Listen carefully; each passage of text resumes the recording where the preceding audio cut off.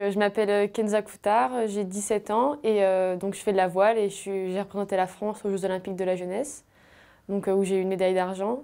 Mon sport, ma discipline, c'est les catamarans. Donc c'est un bateau avec deux coques, donc ça se navigue à deux en mixte et avec des dérives courbes. Et donc il y a trois voiles, et donc une grande voile, un foc et un spi. J'ai commencé la voile à 7 ans, chez mes grands-parents en vacances. Et à partir de là, j'ai monté les échelons petit à petit. Donc j'ai commencé la voile à Paris après à l'année. Et après, je suis allée au Havre, donc au centre d'entraînement. Et après, au lycée, je suis allée à l'internat, au sport-études de Brest, pendant 3 ans. Alors c'est un rythme de vie qui est très très structuré. Voilà, enfin, on a nos horaires, on sait, toute notre vie est tournée autour de notre sport et à côté de pouvoir aussi travailler et faire nos études. Et ça se, comment dire, ça se déroule en différentes parties. Donc il y a une partie entraînement, donc c'est le mercredi, vendredi, samedi, dimanche, plus des compétitions en plus les week-ends ou pendant la semaine qui durent 1 à 5 jours. Et après, en plus de ça, il y a entraînement physique, donc préparation physique. Donc il y a natation le mardi au jeudi, athlétisme le lundi, et préparation physique le soir aussi après les cours. Moi, j'étais au pôle pendant 3 ans. C'est tout le pôle qui structure entre guillemets notre vie et notre projet. C'est eux qui s'occupent avec notre entraîneur de notre suivi scolaire, de notre suivi sportif, de notre suivi médical. Voilà, enfin. Tout est structuré par le pôle et c'est eux qui sont notre fil conducteur tout le temps de notre projet. Concilier la vie personnelle et le sport de haut niveau, c'est toujours un peu compliqué parce que ça prend énormément de temps notre pratique, surtout la voile, c'est un sport qui est très chronophage. On doit passer des heures d'entraînement sur l'eau, comme tous les sports, mais c'est très long comme entraînement à chaque fois. Et du coup, c'est vrai qu'on vit avec nos partenaires d'entraînement, c'est eux qui deviennent nos amis en fait, et on vit tout le temps ensemble, on passe les week-ends ensemble, les vacances ensemble parce qu'on est tout le temps en compétition. Et donc c'est vrai que notre vie finalement sportive, c'est aussi notre vie personnelle parce que on peut aller voir notre famille de temps en temps, mais c'est toujours un peu plus compliqué. Et voilà. Des moments de doute, forcément, on en a tout le temps. Enfin, je pense que ce qui caractérise un sportif, donc c'est toujours une remise en question permanente. Enfin, des doutes, on en a toute l'année et c'est vrai que ça fait partie de notre quotidien. Et pour essayer d'y remédier, moi, je pense toujours à l'objectif qui est un peu en haut, au-dessus de notre tête. Et puis quand c'est un peu dans le dur, quand on est un peu dans le mal, on se dit on n'a pas fait tout ça pour rien, pas tous ces sacrifices. Et du coup, c'est ce qui nous aide à nous remettre dedans. Et puis il y a toujours l'entraîneur derrière qui nous pousse. Et là aussi, il trouve toujours un peu les mots justes quand on est dans le dur. Donc j'ai été sélectionnée pour les Jeux Olympiques de la jeunesse en avril dernier au championnat du monde qui s'est déroulé à Barcelone. La sélection s'est faite en 2 parties. Il fallait d'abord sélectionner le pays et après l'équipage.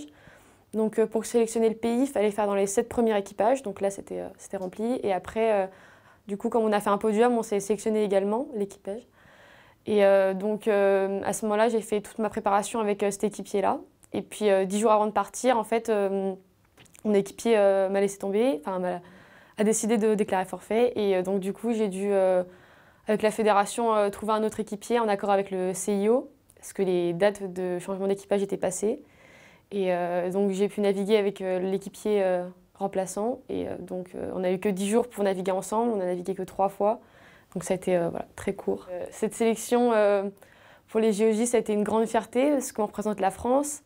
Il n'y a qu'un bateau un bateau par pays, un représentant. Et du coup, c'est vrai que c'est un très grand honneur de pouvoir participer à cette compétition. Il y avait une bonne entente parce qu'on vivait tous les Français ensemble, tous les sports mélangés. On apprend à découvrir d'autres sports. C'est vrai que c'est hyper enrichissant personnellement. En plus, la vie au village, on vit avec tous les sportifs de toutes les nations. On est plus de 4000 sur le village. Donc c'est vrai que c'est très impressionnant comme structure. On a vite fait de s'y perdre, donc c'est pour ça que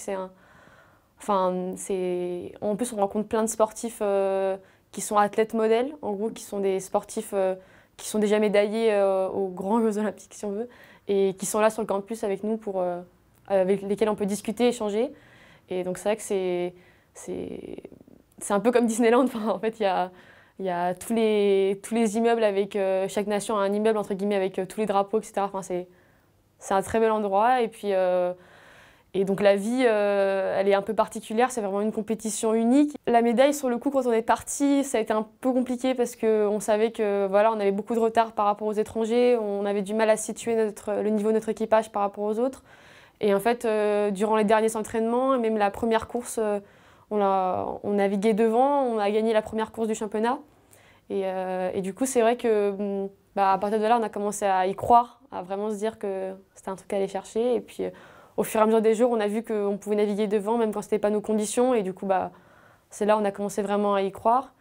Et puis après, l'émotion, quand on a eu la médaille, c'était une explosion de joie. On a sauté dans les bras à la ligne d'arrivée.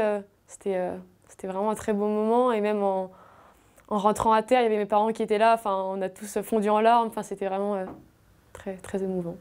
L'émotion partagée avec un équipier, donc c'est un peu particulier parce que voilà, on vit tout le temps ensemble, on partage énormément de choses, on partage notre stress. Et c'est vrai qu'au moment de passer la ligne d'arrivée, on est content, on est fiers de l'un et de l'autre parce qu'on se dit qu'on a fait un bout de chemin ensemble et que ça a fait une belle médaille. Sur le coup, on n'y croit pas trop. C'est pas forcément sur le moment, entre guillemets, qu'on y croit le plus. On croit qu'on va retourner le lendemain pour continuer à naviguer, c'est un peu particulier. Et c'est plus quand on commence à recevoir des messages des proches, etc., où là on se dit, là on a fait quelque chose. Et du coup, après ça redescend assez vite parce que voilà, il y a encore beaucoup de chemin avant les gros Jeux Olympiques.